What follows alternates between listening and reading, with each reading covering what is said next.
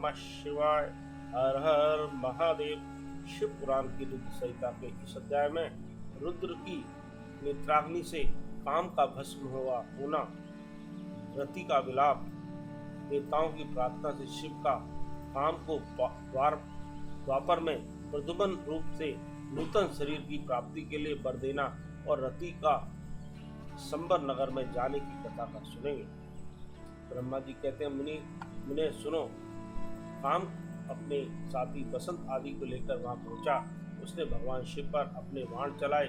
तब शंकर जी के मन में पार्वती के प्रति आकर्षण होने लगा और उनका धैर्य छूटने लगा। अपने धैर्य का ह्रास होता देख महायोगी महेश्वर अत्यंत विस्मित हो मन ही मन इस प्रकार चिंतन करने लगे। शिव बोले, मैं तो उत्तम तपस्या कर रहा था, उसमें विघ्न कैसे आ गई? किस कुकर्मी ने यहाँ मेरे चित्त में विकार पैदा कर दिया?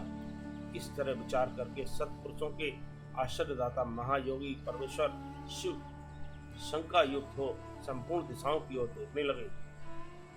इसी समय वाम भाग में बाण खींचे खड़े हुए काम पर उसकी दृष्टि पड़ी। वह मूर्छित मदन अपनी शक्ति के घमंड में आकर पुनः अपना बाण छोड़ना ही चाहता था। नारद जी इस अवस्था में काम पर दृष्टि पड़ते ही परमात्मा विष को तत्काल रोष चढ़ाया। उधर आकाश में बाण सहित धनुष लिए खड़े हुए काम ने भगवान शंकर पर अपना अमोघ अस्त्र छोड़ दिया, जिसका निवारण करना बहुत कठिन था। परंतु परमात्मा शिव पर वह अमोघ अस्त्र भी व्यर्थ हो गया। कुपित हुए परमेश्वर के पास जाते ही शांत हो गया।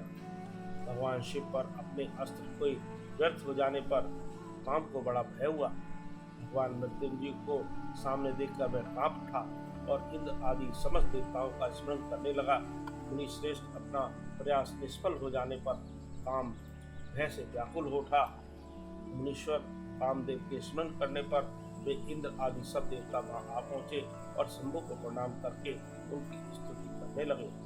देवता स्तुति कर ही रहे थे कि कुपित हुए भगवान हर के ललाट के मध्य भाग में स्थित तृतीय नेत्र से बड़ी भारी आग तत्काल प्रकट होकर निकली। उसकी ज्वालाएं ऊपर की ओर उठ रही थी। वह आग धू करके जलने लगी। उसकी प्रवाह प्रलयाग्नि के समान जान पड़ती थी। वह आग तुरंत ही आकाश में मछली और पृथ्वी पर गिर पड़ी, फिर अपने चारों ओर चक्कर काटती हुई धराशायिनी हो गई। साधो भगवान क्षमा कीजिए, यह बात तब तक देवताओं के मुख से निकले तब तक ही उस आग ने कामदेव को जलाकर भस्म कर दिया। उस वीर कामदेव के मारे जाने पर देवताओं को बड़ा दुख हुआ। वे व्याकुल हो, हाय ये क्या हुआ, ऐसा कहकर जोर जोर से चित्कार करते हुए रोने बिलखने लगे। उस समय विकृत चित्त हुई पार्वती का सारा शरीर सफेद पड़ गया। काटो तो खून नहीं। वे सखियों को साथ ले अपने भवन को चली गई। कामदेव के जल जाने पर रति भाई क्षण तक अचेत पड़ी रही। पति की मृत्यु के दुख से वह इस तरह पड़ी थी मानो मर गई हो। थोड़ी देर में जब होश आया तब अत्यंत व्याकुल हो रही। उस समय तरह तरह की बातें कहकर विलाप करने लगी। रति बोली, हाय मैं क्या करूं, कहाँ जाऊं? देवताओं ने यह क्या किया, मेरे उद्दंड स्वामी को बुलाकर नष्ट करा दिया। हाय हाय नाथ, स्मरण स्वामिन प्राण प्रिय, हाँ मुझे सुख देने वाले प्रियतम, हाँ प्राणनाथ, ये यहाँ क्या हो गया? ब्रह्मा जी कहते हैं, नारद जी इस प्रकार रोती बिलखती और अनेक प्रकार की बातें कहती हुई धरती हाथ पर पटकने और अपने सिर के बालों को नोचने लगी। उस समय उसका विलाप सुनकर वहां रहने वाले समस्त वनवासी जीव तथा वृक्ष आदि स्थावर प्राणी भी बहुत दुखी हो गए। इस बीच में इंद्र आदि संपूर्ण देवता महादेव जी को स्मरण करते हुए रति को आश्वासन दे इस प्रकार बोले। देवताओं ने कहा, तुम काम के शरीर का थोड़ा सा भस्म लेकर उसे यत्न पूर्वक रखो और भय छोड़ो। हम सबके स्वामी महादेव जी कामदेव को पुनः जीवित कर देंगे। और तुम फिर अपने प्रियतम को प्राप्त कर लोगे। कोई किसी को न तो सुख देने वाला है न कोई दुख ही देने वाला है। सब लोग अपनी अपनी करनी का फल भोगते हैं। तुम देवताओं को दोष देकर व्यर्थ ही शोक करती हो। इस प्रकार रति को आश्वासन दे सब देवता भगवान शिव के पास आए और उन्हें भक्ति भाव से प्रसन्न करके यो बोले। देवताओं ने कहा, भगवान शरणागत वत्सल महेश्वर, आप कृपा करके हमारे इस शुभ वचन को सुनिए। शंकर जी, आप कामदेव की करतूत पर भली भांति प्रसन्नता पूर्वक विचार कीजिए। महेश्वर, काम ने जो यह कार्य किया है इसमें इसका कोई स्वार्थ नहीं था। दुष्ट तारकासुर से पीड़ित हुए हम सब देवताओं ने मिलकर उससे यह काम कराया था। नाथ भगवान शंकर, इसे आप अन्यथा न समझे।